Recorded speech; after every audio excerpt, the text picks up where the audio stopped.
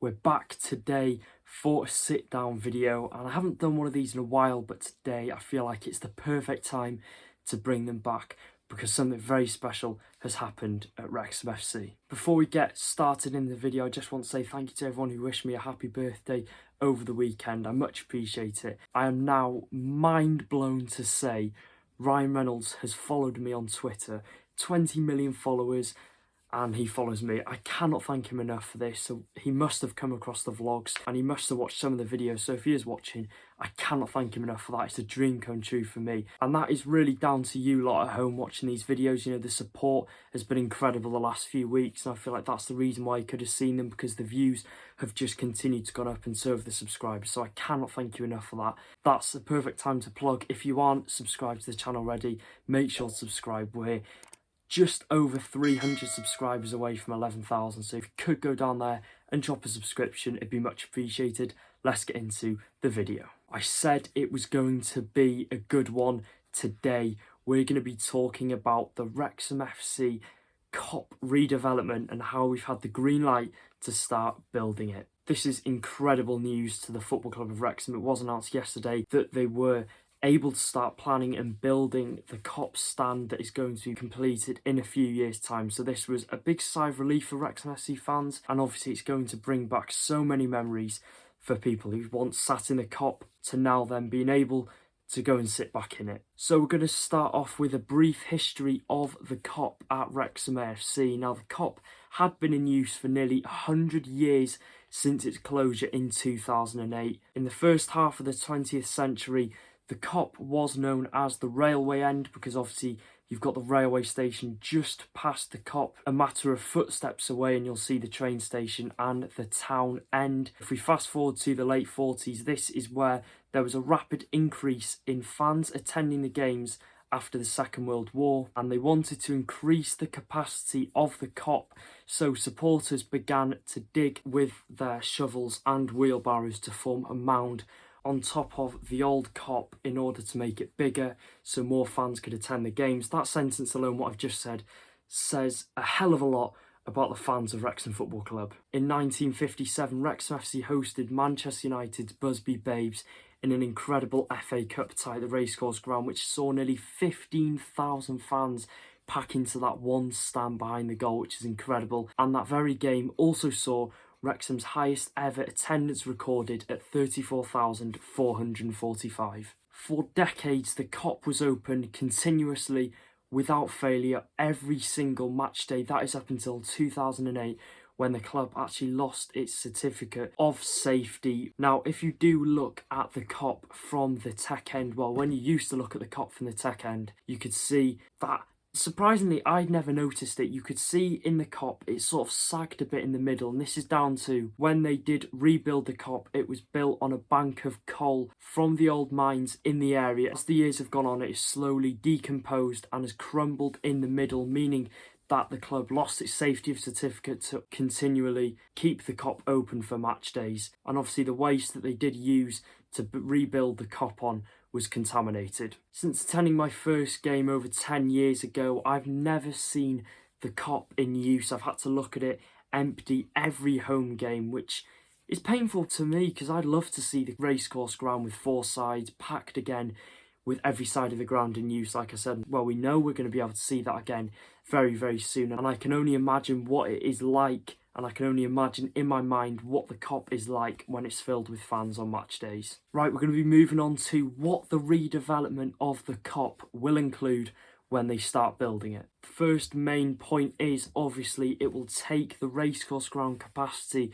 up by 5,500, taking it up to 15,500, making it larger than most League 2 and 1 teams and a select few Championship teams. The stand will include a hospitality lounge for use on match days and non-match days, a good place for fans to meet up for food and drink before or after games. And we'll also see a big club superstore, which will obviously be a larger version of the club shop, which I think is vital at the minute for Wrexham FC, because the demand for shirts is so high at the minute. People are doing everything they can to get to the club shop to buy shirts, and I think it's also fair to say our club shop isn't the biggest, and sometimes that can be a problem when there's only one checkout in use and there's a queue of quite a lot of people. So I think with obviously the multiple checkout points, it will become more lucrative for people to want to go in there because it'll be easy, it'll be fast for them to get their items. Whereas at the minute, I think it's quite hard to get your items in the time span that you'd hope to be getting them in.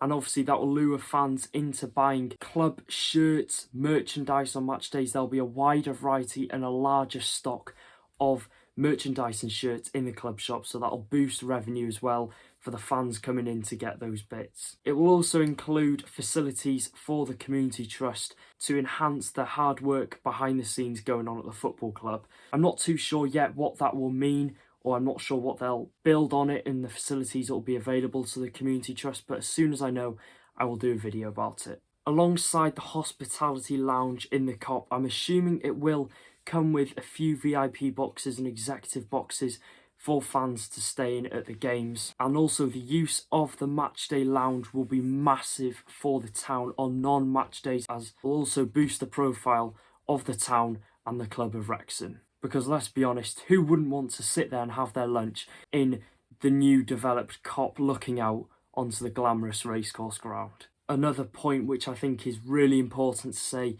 in this redevelopment of the Kop is that in front of every single seat in the Kop, it will come with a railing in front of it, which is huge for us because it will mean we can legally now have standing in the Kop, because it will make it more safer for the fans to stand up. And obviously with the addition of seats as well, it will mean on international games fans can sit down. You can actually see a demonstration and a sample of this outside the racecourse ground just to the right of the club shop by the temporary offices, and it does look exciting. One final point I just want to say, and I feel like this is quite important as well, with the new floodlights, we are getting bigger floodlights, which instead of going vertically up, they will curve over, which I think is going to look really good. I think this work is already being done and they're preparing to install these floodlights, and obviously they've been given the green light to start going, so our massive floodlights are just getting bigger. The final talking point is now, how will it benefit Wrexham Football Club? One of the main benefits is that it will 100% guarantee more international fixtures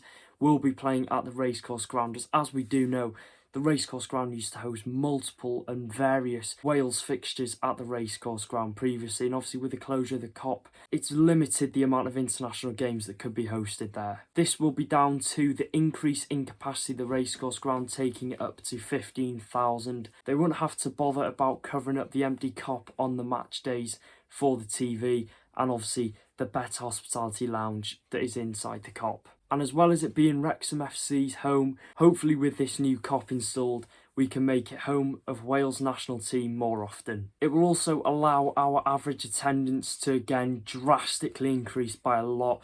Obviously we're averaging 10,000 fans consistently every week in the National League, and it's becoming harder and harder for new fans of Wrexham FC to get tickets, and old fans as well, they're struggling. So with the opening of the Kop, it will mean that we'll probably be getting sellout games, at least 15,000, and hopefully by then we'll be in the Football League, so it will draw more eyeballs to the racecourse ground and want more people to come and watch the club. And obviously the income from the increase in attendances will help the club massively financially, and will also help put us on the map even more. And we can't forget as well, this will benefit the new worldwide fans who most likely want to come and watch Wrexham FC if they're ever over in the UK, so it will allow them to come and watch Wrexham FC without any hassle, without scrapping for tickets on Facebook fans chat or Twitter, so it will be nice for them to get a straightforward visit to the racecourse ground. There are a lot more things that have gone in and behind the scenes of the redevelopment of the Kop, but I don't feel like they're relevant enough to include in this video. I feel like I've summarised all the key points that will be occurring when the Kop is being redeveloped. So like I've said, the benefits of the Kop developing are incredible towards the football club, and hopefully we can get more international fixtures happening at the racecourse ground, whether it be Wales men's, women's, under 21s, under 19s. It'll just be good to get the international fixtures back at the racecourse, and obviously the pictures of what the Kop will look like look incredibly good, and from the outside it is going to look incredible, and it can't open quick enough. If you did enjoy the video, make sure to drop it a like, subscribe as well if you're new to the channel, and let me know as a Wrexham fan, will you be sitting in the Kop when it does open? I'm sure many of you will try and get season tickets in there. I'm definitely going to try and move over there. If all the atmosphere and the drummer goes over there, and I think it's a no-brainer. And yeah, I hope you enjoyed the video, and I'll see you in the next one. Up the town, see you in the next video. Take care, everyone.